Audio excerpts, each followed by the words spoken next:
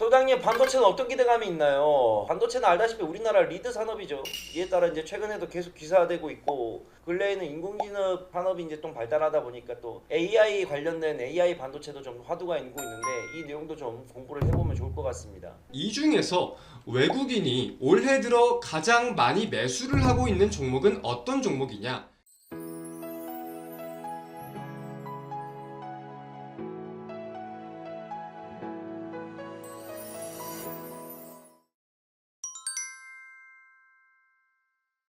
네, 반갑습니다. AP투자연구소의 이호수 전문가입니다. 반갑습니다. 오늘은 AI 반도체와 관련된 내용들을 살펴보려고 합니다. 이 AI 반도체, 깊게 들어가면 들어갈수록 기술적인 부분이나 다양한 내용들에 대해서 굉장히 복잡하고 어려운 내용들이 많을 수가 있는데, 오늘은 AI 반도체와 관련된 첫 시간이기 때문에 핵심적인 내용들만 속성으로 쉽게 알아보도록 하겠고요. 기술적이나 다양한 종목들에 대해 보다 자세한 내용들이 더 궁금하다고 하시면 이어서 촬영을 할 수 있도록 노력해 보겠습니다. 영상 속 나오는 자료들은 영상 하단 링크의 홈페이지에 들어가시면 무료로 확인하고 다운로드 할 수 있으시니까 관심 있으신 분들은 참고해 보셔도 좋을 것 같습니다. 바로 좀 본론으로 들어가 볼게요. 자, AI란 무엇이냐? 바로 인공지능이죠. 이 인공지능은 수많은 데이터를 학습한 이후에 이를 통해서 결과를 추론하고 도출합니다.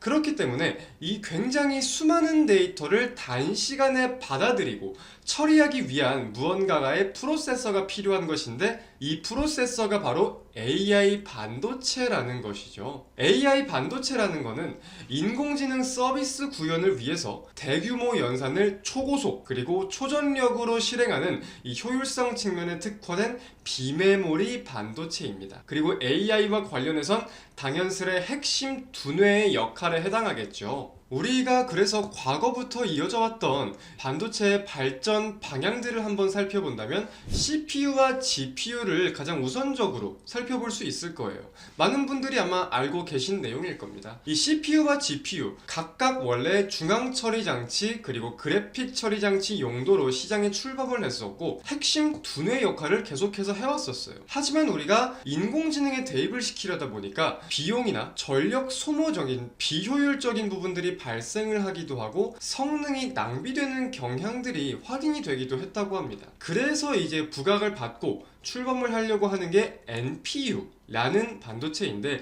이 NPU 안에는 FPGA와 ASIC 두 가지를 좀 꼽아볼 수 있을 것 같아요. 기존의 CPU 같은 경우는 직렬 처리 방식입니다. 즉, 한 번에 하나씩 처리를 하는 방식이었다고 하면은 GPU는 병렬 처리 방식으로 변했어요. 그렇기 때문에 동시다발적으로 이 다양한 계산을 할 수 있다는 장점이 부각되면서 AI와 관련되어서도 더욱 크게 부각을 받고 있는 상황이고 큰 비중을 차지하고 있는 건데, 그 뒤에 이어서 현재로서는 보다 더 최적화된 NPU가 언급이 되고 있는 상황인 거다, 이렇게 좀 해석을 할 수 있겠습니다. NPU는 물론 아직까지는 범용성이 낮고 실생활에 도입을 시키기에 무리가 된다 라는 내용들도 꽤나 보이고 있어요. 하지만 AI 알고리즘에 최적화되어 나온 반도체이기 때문에 이에 대한 기대감과 관련된 내용들을 꾸준히 살펴볼 필요는 분명히 있는 거겠죠. 그리고 그 이후에 뉴로모픽이라는 것도 있는데, 이 뉴로모픽은 차세대 반도체라고 불리고 있습니다. 미래 먹거리와 같은 경향인 건데, 뉴로모픽은 사람의 뇌에 존재하는 이 신경세포와 시냅스, 즉 연결고리 구조를 모방해서 만드는 건데, 아직까지는 차세대 AI 반도체라 불리고 있기 때문에 범용성은 낮은 분야이다 까지 살펴볼 수 있겠습니다. 이어가지고 우리가 한번 기존 반도체와 AI 반도체의 차이를 살펴볼 필요도 있을 것 같아요.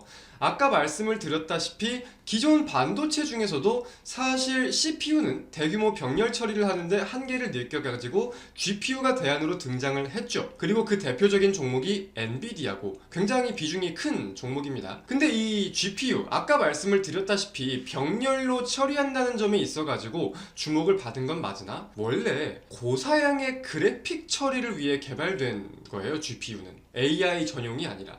그렇기 때문에 NPU가 화두 하드에 오르고 있다까지는 이제 이해가 되실 거라고 판단이 됩니다. 조금만 더 쉽게 이해를 해본다고 하면은 AI 반도체, 자 우리가 스마트폰을 생각해 볼게요. 스마트폰의 카메라를 보면은 이제는 뭐 배경 중심, 인물 중심, 뭐 야간 촬영, 다양한 기능들이 많이 나와 있습니다.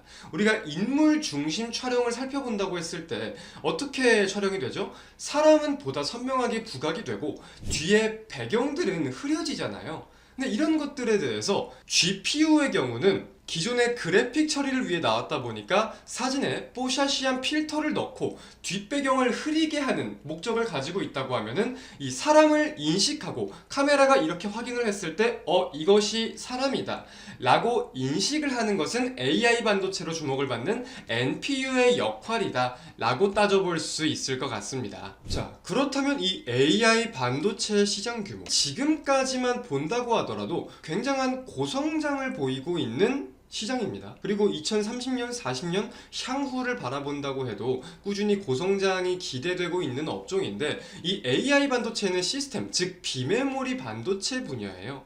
근데 이 부분을 우리가 한국과 연결지어서 살펴본다고 하면 이렇게 좀 꼽아볼 수 있겠습니다. 한국의 메모리 반도체 점유율은 압도적으로 높은 수준이나 시스템 반도체, 즉 비메모리 반도체 점유율은 3%, 굉장히 낮은 수준이에요. 근데 우리가 여기서 함께 살펴볼 수 있는 게 이 시스템 반도체 시장 규모를 살펴보면 메모리 반도체 시장 규모보다 2배 이상 확대가 되어 있다는 거예요. 근데 그런 가운데 AI 등으로 이런 시스템 반도체의 중요성이 보다 부각을 받고 있고 고성장에 대해서 전망을 할 수 있는 점을 감안한다면 우리 대한민국도 분명 공략해야 할 시장이라는 점이 파악을 할 수 있을 것이고, 이외에도 다양한 메리트들을 따져볼 수 있는 분야이기도 합니다. 그래서 대한민국 정부에서도 이 AI 반도체에 대해서 굉장히 많은 관심을 가지고 이런 유망 핵심 서비스를 내놓기도 했어요. 뭐 우리가 알고 있는 무인이동체, 자율주행 관련이나